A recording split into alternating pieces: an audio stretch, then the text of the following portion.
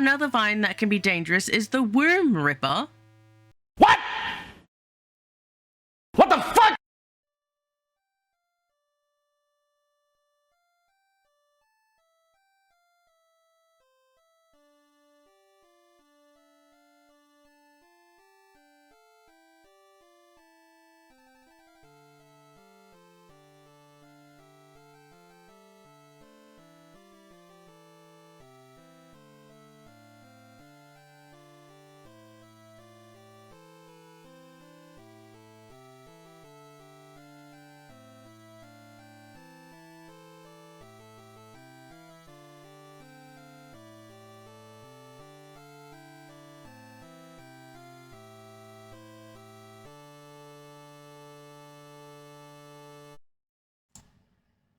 Hello everybody and welcome to Lily's Well.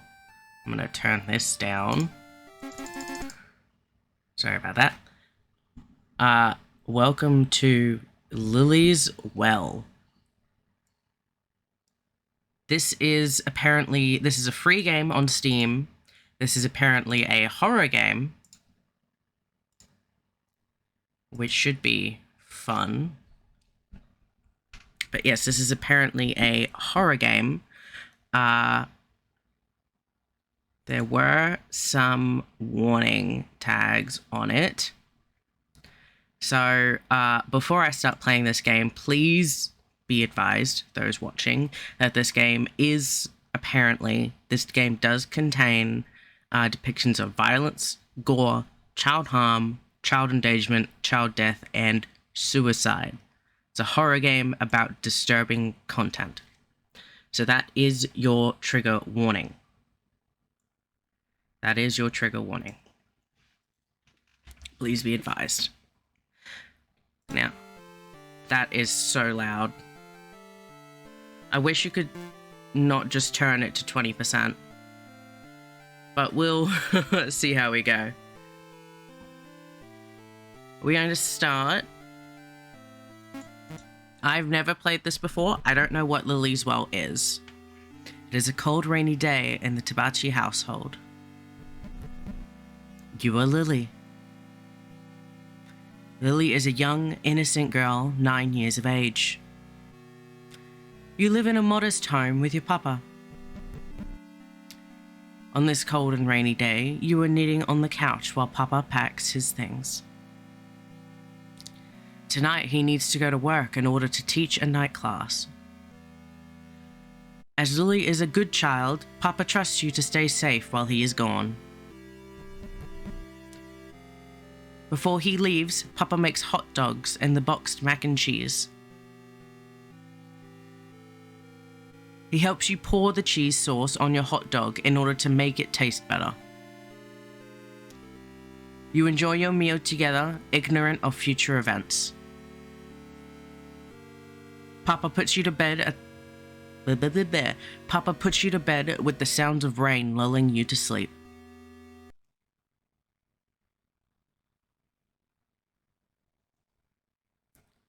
Help.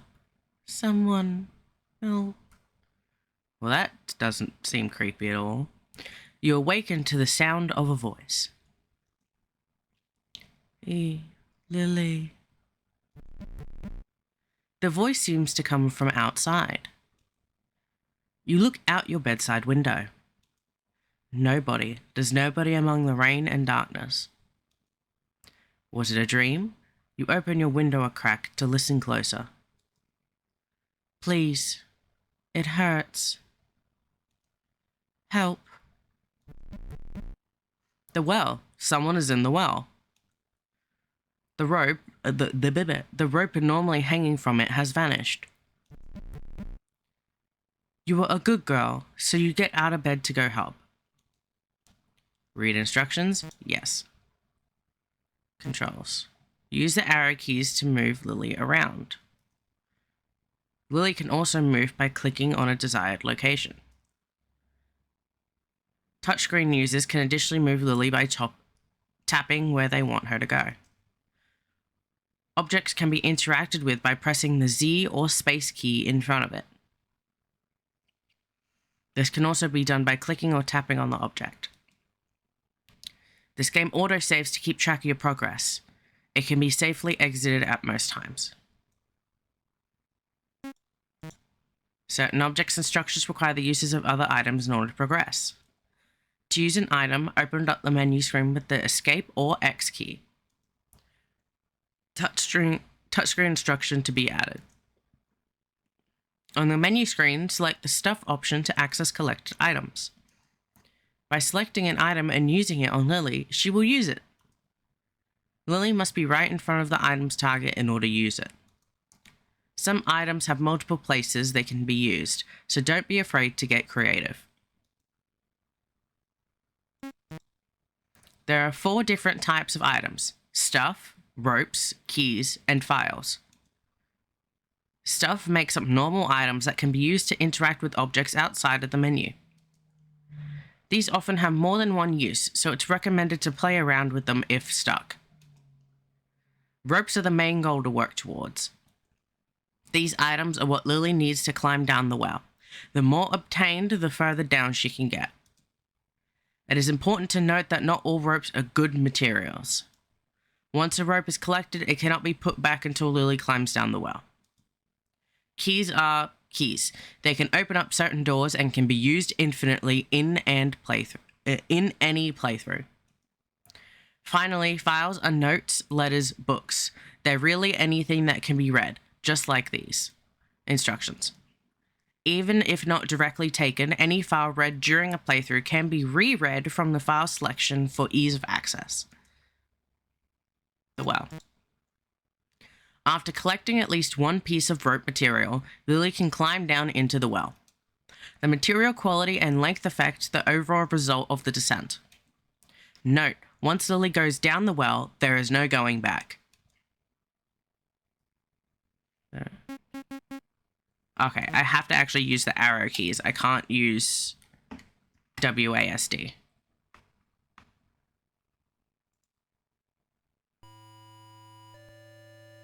Yeah.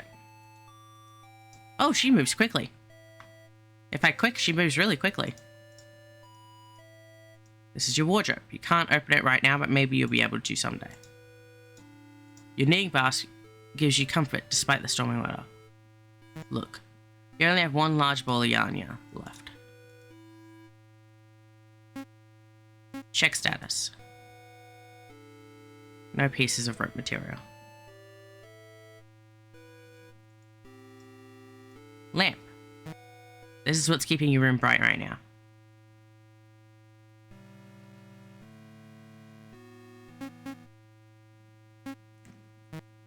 The lamp may be a good light source while you're outside. Problem is that it needs to be plugged in if you want it to be more than dead weight.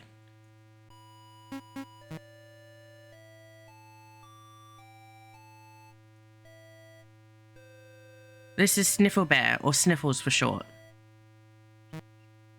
Sniffles was a gift from Auntie Mifu for your first birthday. She's kind of stinky, but a good stinky. Attic stinky. Take. The rain isn't a good friend.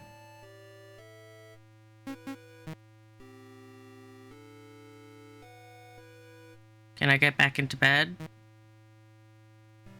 Bed sheets are all messed up from your sudden awakening.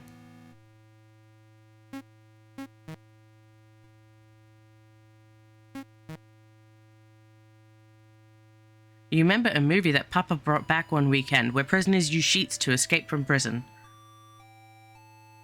Take the sheets of rope.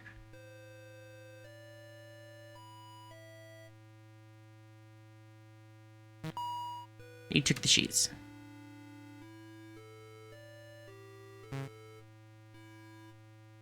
Shower is still wet from your earlier bath. Bath has many water-safe dolls sitting on the edge. Behold, the toilet. The bar has always been a hard-working part of the household, even after the time you made potions in it, causing laundry soap bubbles to completely fill the bathroom. It also never clogged, even when you put one end of a yarn ball down it and watched the entire ball disappear in the water. Truly the most sacred appliance to be created.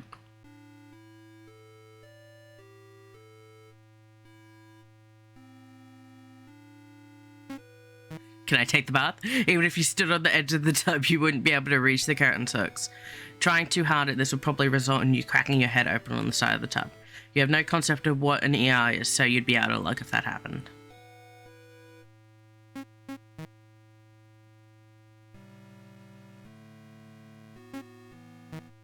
Private potty can't be taken. Look inside the toilet? Well, you just wasted your time looking inside the toilet bowl. Gross. Even though the commode is kept very clean. This is the bathroom sink. Preventer of disease spread and assistant to teeth cleaning. The sink is clean with a mirror hanging right above it. If you manage to take this, it'd be impressive. The trash can. It's empty. While you could take the plastic bag out of the trash can, you can't really think of a good reason to. Maybe you come across a sea turtle that needs to suffocate. You could come back for this. There's a fresh roll of toilet paper next to the porcelain pooper. To save money, this toilet paper is single ply. This is also known as the worst type of toilet paper. Toilet paper could probably be used as a rope if it's twisted tight enough. Take the toilet paper as rope? No.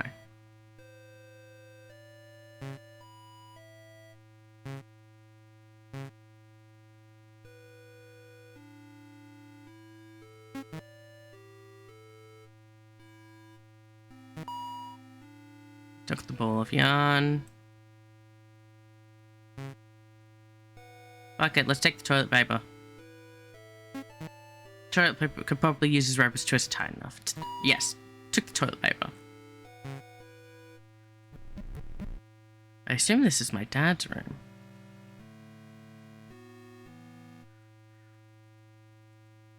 This is a safe with a keypad on it. Seems to have space for 6 numbers. Try to open the safe. Ah, it seems to be wrong. There's some of Papa's clothes. Look, the drawer is mostly filled with socks and belts. They're all folded to perfection. The belts might be a good rope substitute if tied together. Take Papa's belts as rope? Yes. Took Papa's belts. This drawer is some of Papa's clothes. Look, drawer is filled with tidy whities. Do not take Papa's underwear. Do not.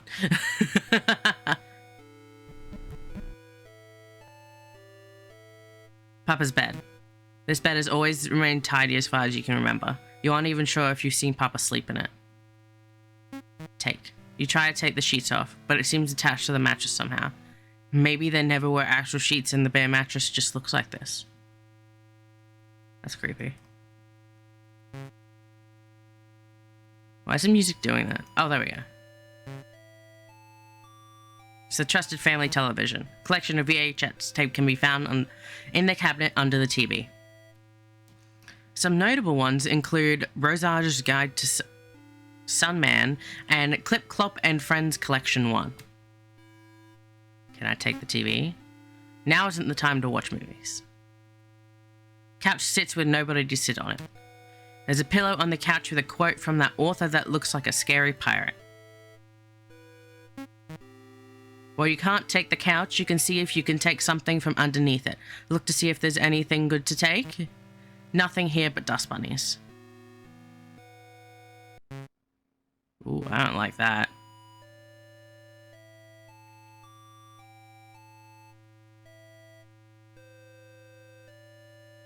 It's a book on the local plant life in the area. Read it?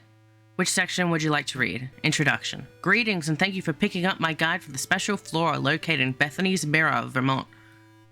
I am Megas Bergamot, a resident of Bethany's Mirror area since childhood. I have spent my years studying the various unique plants that only grow in this pocket of the world.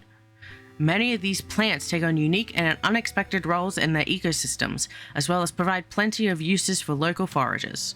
Like with any plant or fungal life, it is important to properly identify anything you are foraging. Failure to do so can lead to extreme injury or death.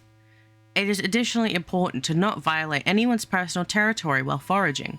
An angry resident of Bethany's Mirror is far worse than any moose. With all that out of the way, let's take a look at the most common specimens that you will find in this area. Which section would you like to read? Trees. The majority of the trees found in Bethany's Mirror are the same as those in the surrounding areas. Plenty of oak, maple, and pine to go around. The most common of the areas and more unusual trees is the Nymph Mimic. It will appear as a normal birch tree, but with a female humanoid figure jutting out of the trunk. Despite appearances, this isn't an actual nymph, but a soulless tree. These trees seem to fall for the souls of women who get lost in the woods, or have their corpses dumped in the woods after being killed. Their souls leave an imprint of sorts on a tree in Bethany's Mirror, causing it to swell with the body's shape. The sap from these protrusions can be harvested and made into nymph syrup. Keep reading this section. Another commonly seen tree that's exclusive to this area is the tomb tree. While harmless towards humanoids, in most cases, this tree can pose a risk to small children and pets. The tomb tree appears as a dead and hollow oak tree, usually in the center of a clearing. While most small animals that come across it may be interested in making a home out of the tree's many tunnels, this is actually a trap. Thanks to the tomb tree's lack of leaves, it instead gains nutrients by digesting the animals that get stuck in the tar-like sap it secretes inside its tunnels. The death of these animals is slow and full of suffering. Instead of dying of their flesh being digested, they often die of dehydration or starvation first. Okay. If something or someone you care about gets stuck in this tree's sap, common store-bought dish soap is enough to disconnect skin from the sap. Vines. The vined plants of Bethany's Mirror can be some of the most dangerous and the most useful for foragers. When looking for forage materials, the most dangerous vine to stay away from is the overcast vamp vine. This vine can be identified by its bright purple suction cup-like leaves that only open rainy or overcast nights. Touching these leaves will cause the vine to grab its new prey and attach as many suction cups as possible to the victim's skin. It will then use these suction cups to rip the victim's skin open and suck out all their blood until they're bone dry.